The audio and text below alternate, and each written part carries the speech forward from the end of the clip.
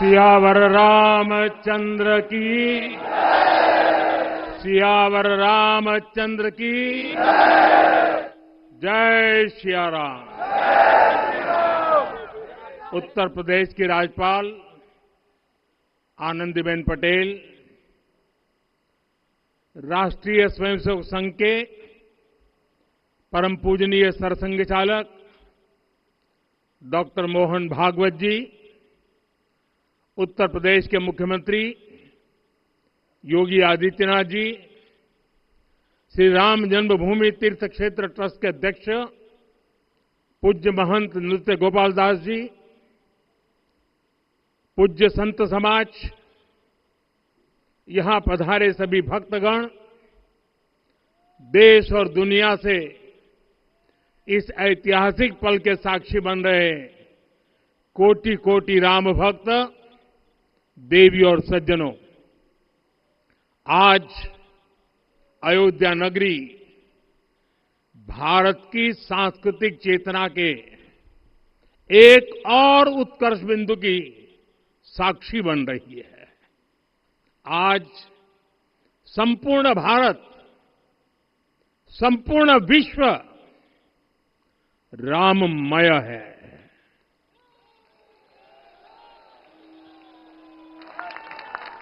हर राम भक्त के हृदय में अद्वितीय संतोष है, असीम कृतज्ञता है, अपार अलौकिक आनंद है। सदियों के घाव भर रहे हैं, सदियों की वेदना आज विराम पा रही है। सदियों का संकल्प आज सिद्धि को प्राप्त हो रहा है। आज उस यज्ञ की पूर्णाहुति है जिसकी अग्नि 500 वर्ष तक प्रज्वलित रही। जो यज्ञ एक पल भी आस्था से डिगा नहीं, एक पल भी विश्वास से टूटा नहीं। आज भगवान श्री राम के गर्भगृह की अनंत ऊर्जा, श्री राम परिवार का दिव्य प्रताप इस धर्म ध्वजा के रूप में इस दिव्यतम भव्यतम मंदिर में प्रतिष्ठापित हुआ है। और साथियों, ये धर्म ध्वजा केवल एक ध्वजा नहीं, ये भारतीय सभ्यता के पुनर्जागरण का ध्वज है। इसका भगवा रंग, इस पर रचित सूर्यवंश की ख्याति, वर्णित ओम शब्द और अंकित कोविदार वृक्ष राम राज्य की कीर्ति को प्रतिरूपित करता है। ये ध्वज संकल्प है, ये ध्वज सफलता है, ये ध्वज संघर्ष से सृजन की गाथा है, ये ध्वज सदियों से चले आ रहे स्वप्नों का साकार स्वरूप है। ये ध्वज संतों की साधना और समाज की सहभागिता की सार्थक परिणति है। साथियों, आने वाली सदियों और सहस्त्र शताब्दियों तक ये धर्म ध्वज प्रभु राम के आदर्शों और सिद्धांतों का उद्घोष करेगा। ये धर्म ध्वज आह्वान करेगा, सत्यमेव जयते नानृतम, यानी जीत सत्य की ही होती है, असत्य की नहीं। ये धर्म ध्वज उद्घोष करेगा, सत्यम एक पदम, ब्रह्म सत्य धर्म प्रतिष्ठित, अर्थात सत्य ही ब्रह्म का स्वरूप है, सत्य में ही धर्म स्थापित है। ये धर्म ध्वज प्रेरणा बनेगा, प्राण जाए पर वचन न जाहि, अर्थात जो कहा जाए वही किया जाए। ये धर्म ध्वज संदेश देगा, कर्म प्रधान विश्व रची राखा, अर्थात विश्व में कर्म और कर्तव्य की प्रधानता हो। ये धर्म ध्वज कामना करेगा, बैर न विग्रह आस न त्रासा, सुखमय ताही सदा सब आशा, यानी भेदभाव, पीड़ा, परेशानी से मुक्ति, समाज में शांति और सुख हो।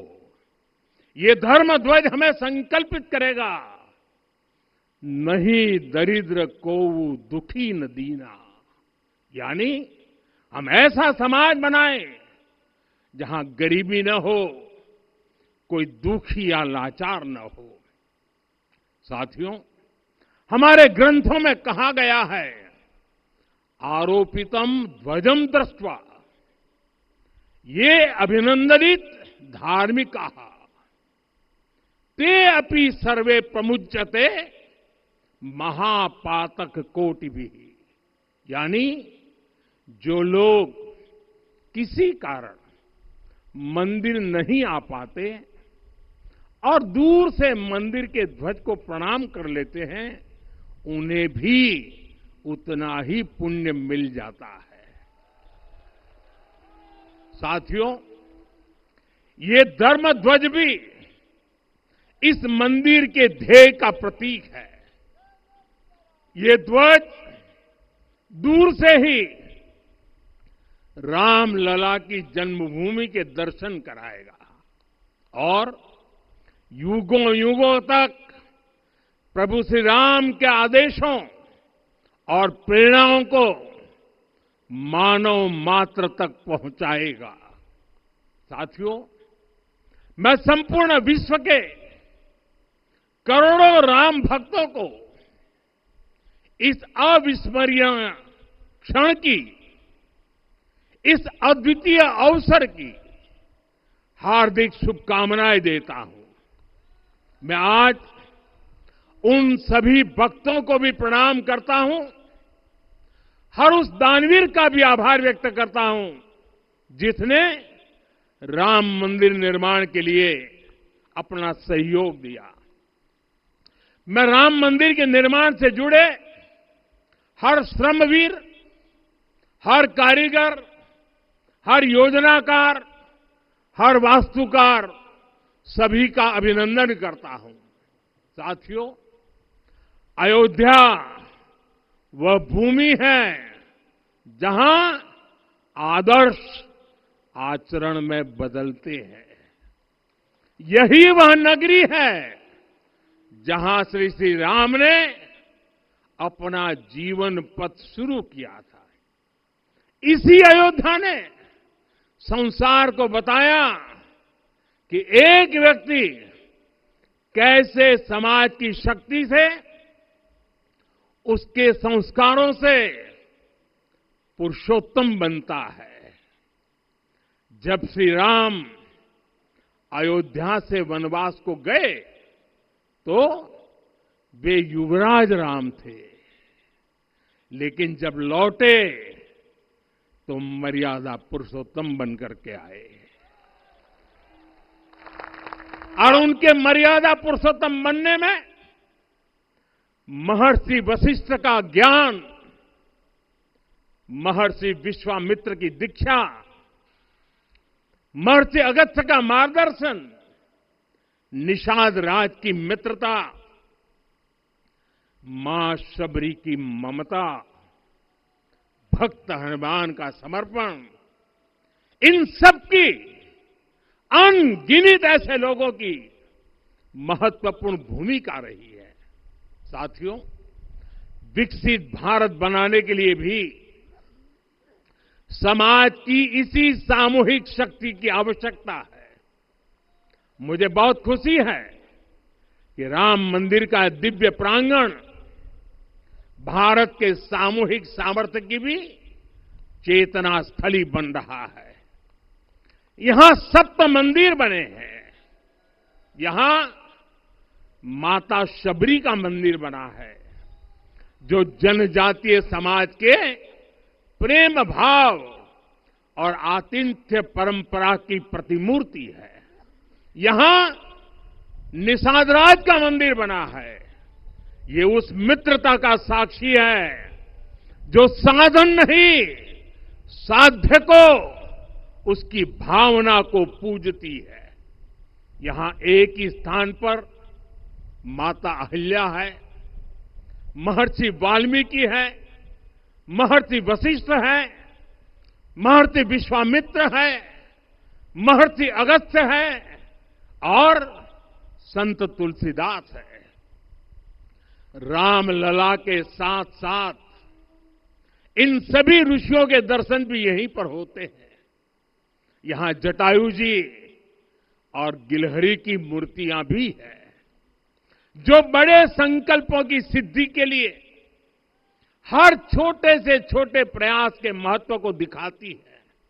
मैं आज हर देशवासी से कहूंगा कि वो जब भी राम मंदिर आए तो सप्त मंदिर के दर्शन भी अवश्य करें। ये मंदिर हमारी आस्था के साथ साथ मित्रता, कर्तव्य और सामाजिक सद्भाव के मूल्यों को भी शक्ति देते हैं। साथियों, हम सब जानते हैं हमारे राम भेद से नहीं, भाव से जुड़ते हैं। उनके लिए व्यक्ति का कुल नहीं, उसकी भक्ति महत्वपूर्ण है।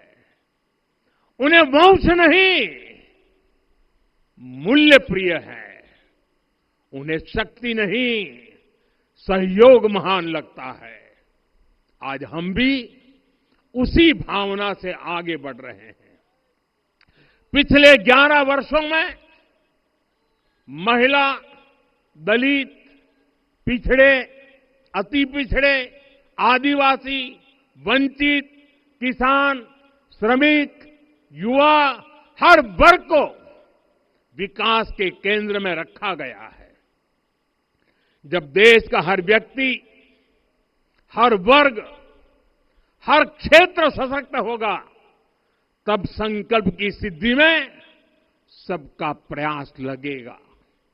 और सबके प्रयास से ही 2047 जब देश आजादी के 100 साल मनाएगा, हमें 2047 तक विकसित भारत का निर्माण करना ही होगा। साथियों, रामलला की प्राण प्रतिष्ठा के ऐतिहासिक अवसर पर मैंने राम से राष्ट्र के संकल्प की चर्चा की थी। मैंने कहा था कि हमें आने वाले 1000 वर्षों के लिए भारत की नींव मजबूत करनी है। हमें याद रखना है, जो सिर्फ वर्तमान का सोचते हैं वो आने वाली पीढ़ियों के साथ अन्याय करते हैं। हमें वर्तमान के साथ साथ भावी पीढ़ियों के बारे में भी सोचना है, क्योंकि हम जब नहीं थे ये देश तब भी था, जब हम नहीं रहेंगे ये देश तब भी रहेगा। हम एक जीवंत समाज है, हमें दूरदृष्टि के साथ ही काम करना होगा। हमें आने वाले दशकों, आने वाली सदियों को ध्यान में रखना ही होगा। और साथियों, इसके लिए भी हमें प्रभु राम से सीखना होगा। हमें उनके व्यक्तित्व को समझना होगा। हमें उनके व्यवहार को आत्मसात करना होगा। हमें याद रखना होगा, राम यानी आदर्श, राम यानी मर्यादा, राम यानी जीवन का सर्वोच्च चरित्र, राम यानी सत्य और पराक्रम का संगम। दिव्य गुणे शक्र समो रामः सत्य पराक्रमः। राम यानी धर्म पथ पर चलने वाला व्यक्तित्व। रामः सत्पुरुषो लोके सत्यः सत्यपरायणः। राम यानी जनता के सुख को सर्वोपरि रखना। प्रजा सुखत्वे चंद्रस्य। राम यानी धर्म और क्षमा का दरिया। वसुधाया क्षमा गुणे है। राम यानी ज्ञान और विवेक की पराकाष्ठा। बुद्धया बृहस्पते तुल्य। राम यानी कोमलता में दृढ़ता। मृदु पूर्वज भाषते। राम यानी कृतज्ञता का सर्वोच्च उदाहरण। कदाचन नोपकारेण कृति नैकेन तुष्यति। राम यानी श्रेष्ठ संगति का चयन। शिला वृद्धे ज्ञान वृद्धे वयोवृद्धे च सज्जने। राम यानी विनम्रता में महाबल। वीर्यवान च वीर्यण महता स्वेन विस्मितः। राम यानी सत्य का अडिग संकल्प। न च अनुत्र कथो विद्वान। राम यानी जागरूक, अनुशासित और निष्कपट मन। निस्तिंद्र अपम्रत च स्वदोष परदोषवित। साथियों, राम सिर्फ एक व्यक्ति नहीं, राम एक मूल्य है, एक मर्यादा है, एक दिशा है। अगर भारत को साल 2047 तक विकसित बनाना है, अगर समाज को सामर्थ्यवान बनाना है, तो हमें अपने भीतर राम को जगाना होगा। हमें अपने भीतर के राम की प्राण प्रतिष्ठा करनी होगी। और इस संकल्प के लिए आज से बेहतर दिन और क्या हो सकता है। साथियों, 25 नवंबर का यह ऐतिहासिक दिन अपनी विरासत पर गर्व का एक और अद्भुत क्षण लेकर आया है। इसकी वजह है धर्म ध्वजा पर अंकित कोविदार वृक्ष। ये कोविदार वृक्ष इस बात का उदाहरण है कि जब हम अपनी जड़ों से कट जाते हैं तो हमारा वैभव इतिहास के पन्नों में दब जाता है। साथियों, जब भरत अपनी सेना के साथ चित्रकूट पहुंचे तो लक्ष्मण ने दूर से ही अयोध्या की सेना को पहचान लिया। ये कैसे हुआ, इसका वर्णन वाल्मीकि जी ने किया है। और वाल्मीकि जी ने क्या वर्णन किया है? उन्होंने कहा है, विराजित उद्गत स्कंधम कोविदार ध्वज रथे। लक्ष्मण कहते हैं, राम, सामने जो तेजस्वी प्रकाश में विशाल वृक्ष जैसा ध्वज दिखाई दे रहा है, वही अयोध्या की सेना का ध्वज है। उस पर कोविदार का शुभ चिन्ह अंकित है। साथियों, आज जब राम मंदिर के प्रांगण में कोविदार फिर से प्रतिष्ठित हो रहा है, यह केवल एक वृक्ष की वापसी नहीं है, यह हमारी स्मृति की वापसी है, हमारी अस्मिता का पुनर्जागरण है, हमारी स्वाभिमानी सभ्यता का पुनः उद्घोष है। कोविदार वृक्ष हमें याद दिलाता है कि जब हम अपनी पहचान भूलते हैं तो हम स्वयं को खो देते हैं, और जब पहचान लौटती है तो राष्ट्र का आत्मविश्वास भी लौट आता है। और इसलिए मैं कहता हूं, देश को आगे बढ़ना है तो अपनी विरासत पर गर्व करना होगा। साथियों, अपनी विरासत पर गर्व के साथ साथ एक और बात भी महत्वपूर्ण है, और वो है गुलामी की मानसिकता से पूरी तरह मुक्ति। आज से 190 साल पहले 190 साल पहले साल 1835 में 1835 में मैकाले नाम के एक अंग्रेज ने भारत को अपनी जड़ों से उखाड़ने के बीज बोए थे। मैकाले ने भारत में मानसिक गुलामी की नींव रखी थी। 10 साल बाद यानी 2035 में उस अपवित्र घटना को 200 वर्ष पूरे हो रहे हैं। कुछ दिन पहले मैंने एक कार्यक्रम में आग्रह किया था कि हमें आने वाले 10 वर्षों तक उस 10 वर्षों का लक्ष्य लेकर चलना है कि भारत को गुलामी की मानसिकता से मुक्त करके रहेंगे। साथियों, सबसे बड़ा दुर्भाग्य यह है कि मैकाले ने जो कुछ सोचा था उसका प्रभाव कहीं व्यापक हुआ। हमें आजादी मिली, लेकिन हीन भावना से मुक्ति नहीं मिली। हमारे यहां एक विकार आ गया कि विदेश की हर चीज, हर व्यवस्था अच्छी है और जो हमारी अपनी चीजें हैं उनमें खोट ही खोट है। साथियों, गुलामी की यही मानसिकता है जिसने लगातार यह स्थापित किया। हमने विदेशों से लोकतंत्र लिया।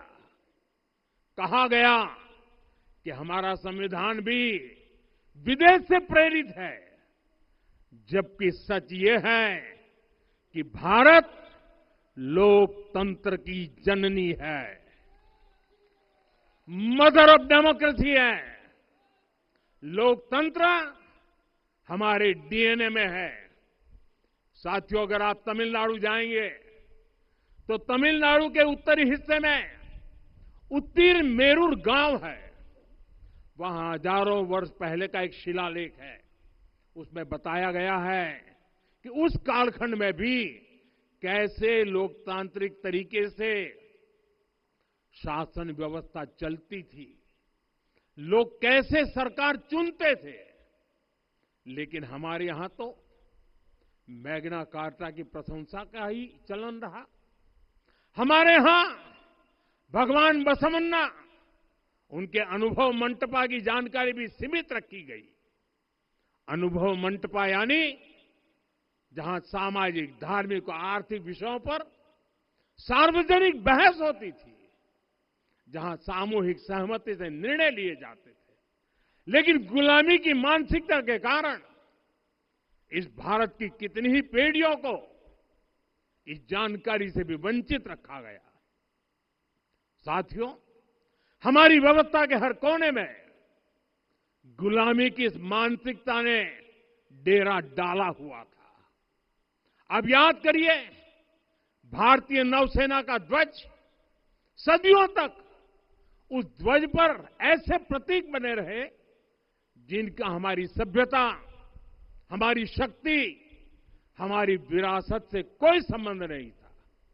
अब हमने नौसेना के ध्वज से गुलामी के हर प्रतीक को हटाया है। हमने छत्रपति शिवाजी महाराज की विरासत को स्थापित किया है। और ये सिर्फ एक डिजाइन में बदलाव नहीं हुआ, ये मानसिकता बदलने का क्षण था। ये वो घोषणा थी कि भारत अब अपनी शक्ति अपने प्रतीकों से परिभाषित करेगा, न कि किसी और की विरासत से। और साथियों, यही परिवर्तन आज अयोध्या में भी दिख रहा है। साथियों, ये गुलामी की मानसिकता ही है जिसने इतने वर्षों तक रामत्व को नकारा है। भगवान राम अपने आप में एक वैल्यू सिस्टम है। ओरछा के राजा राम से लेकर रामेश्वरम के भक्त राम तक और शबरी के प्रभु राम से लेकर मिथिला के पाहुन राम जी तक भारत के हर घर में, हर भारतीय के मन में और भारतवर्ष के हर कण कण में राम है। लेकिन गुलामी की मानसिकता इतनी हावी हो गई कि प्रभु राम को भी काल्पनिक घोषित किया जाने लगा। साथियों, अगर हम ठान लें अगले 10 साल में मानसिक गुलामी से पूरी तरह मुक्ति पा लेंगे और तब जाकर के ऐसी ज्वाला प्रज्वलित होगी, ऐसा आत्मविश्वास बढ़ेगा कि 2047 तक विकसित भारत का सपना पूरा होने से भारत को कोई रोक नहीं पाएगा। आने वाले 1000 वर्ष के लिए भारत की नींव तभी सशक्त होगी जब मैकाले की गुलामी के प्रोजेक्ट को हम अगले 10 साल में पूरी तरह ध्वस्त करके दिखा देंगे। साथियों, अयोध्या धाम में रामलला का मंदिर परिसर भव्य से भव्यतम हो रहा है और साथ ही अयोध्या को संवारने का काम लगातार जारी है। आज अयोध्या फिर से वह नगरी बन रही है जो दुनिया के लिए उदाहरण बनेगी। त्रेता युग की अयोध्या ने मानवता को नीति दी। 21वीं सदी की अयोध्या मानवता को विकास का नया मॉडल दे रही है। तब अयोध्या मर्यादा का केंद्र थी, अब अयोध्या विकसित भारत का मेरुदंड बनकर उभर रही है। साथियों, भविष्य की अयोध्या में पौराणिकता और नूतनता का संगम होगा। सरयू जी की अमृत धारा और विकास की धारा एक साथ बहेगी। यहां आध्यात्म और आर्टिफिशियल इंटेलिजेंस दोनों का तालमेल दिखेगा। राम पथ, भक्ति पथ और जन्मभूमि पथ से नई अयोध्या के दर्शन होते हैं। अयोध्या में भव्य एयरपोर्ट है। अयोध्या में आज शानदार रेलवे स्टेशन है। वंदे भारत और अमृत भारत एक्सप्रेस जैसी ट्रेनें अयोध्या को बाकी देश से जोड़ रही हैं। अयोध्या वासियों को सुविधाएं मिले, उनके जीवन में समृद्धि आए, इसके लिए निरंतर काम चल रहा है। साथियों, जब से प्राण प्रतिष्ठा हुई है तब से लेकर आज तक करीब 45 करोड़ श्रद्धालु यहां दर्शन के लिए आ चुके हैं। ये वो पवित्र भूमि है जहां 45 करोड़ लोगों के चरण रज पड़े हैं और इससे अयोध्या और आसपास के लोगों की आय में आर्थिक परिवर्तन आया है, वृद्धि हुई है। कभी अयोध्या विकास के पैमानों में बहुत पीछे थी। आज अयोध्या नगरी यूपी के अग्रणी शहरों में से एक बन रही है। साथियों, 21वीं सदी का आने वाला समय बहुत महत्वपूर्ण है। आजादी के बाद के 70 साल में भारत विश्व की 11वीं सबसे बड़ी अर्थव्यवस्था बना। 70 साल में 11वीं। लेकिन पिछले 11 साल में ही भारत विश्व की 5वीं सबसे बड़ी अर्थव्यवस्था बन चुका है। और वो दिन दूर नहीं जब भारत विश्व की 3री सबसे बड़ी अर्थव्यवस्था भी बन जाएगा। आने वाला समय नए अवसरों का है, नई संभावनाओं का है और इस अहम कालखंड में भी भगवान राम के विचार ही हमारी प्रेरणा बनेंगे। जब श्री राम के सामने रावण विजय जैसा विशाल लक्ष्य था, तब उन्होंने कहा था, सौरज धीरज ते ही रथ चाका, सत्यशील दृढ़ ध्वज पताका, बल विवेक दम परहित गोरे, क्षमा कृपा समता रजु जोरे।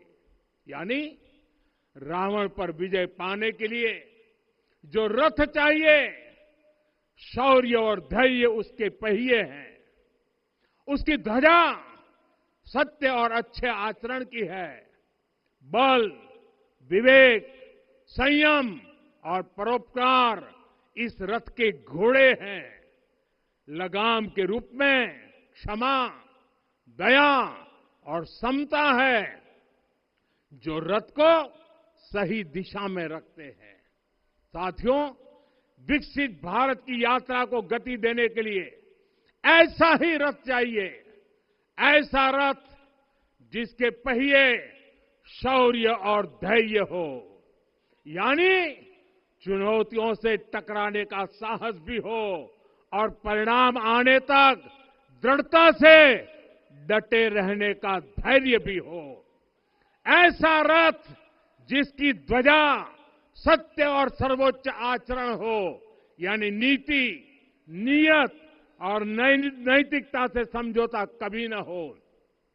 ऐसा रथ जिसके घोड़े बल विवेक संयम और परोपकार हो, यानी शक्ति भी हो बुद्धि भी हो अनुशासन भी हो और दूसरों के हित का भाव भी हो। ऐसा रथ जिसकी लगाम क्षमा करुणा और संभाव हो, यानी जहां सफलता का अहंकार नहीं और असफलता में भी दूसरों के प्रति सम्मान बना रहे। और इसलिए मैं आदरपूर्वक कहता हूं, ये पल कंधे से कंधा मिलाने का है, ये पल गति बढ़ाने का है। हमें वो भारत बनाना है जो राम राज्य से प्रेरित हो, और ये तभी संभव है जब स्वयं हित से पहले देश हित होगा, जब राष्ट्र हित सर्वोपरि रहेगा। एक बार फिर आप सभी को बहुत बहुत शुभकामनाएं देता हूं। जय सिया राम, जय सिया राम, जय सिया राम।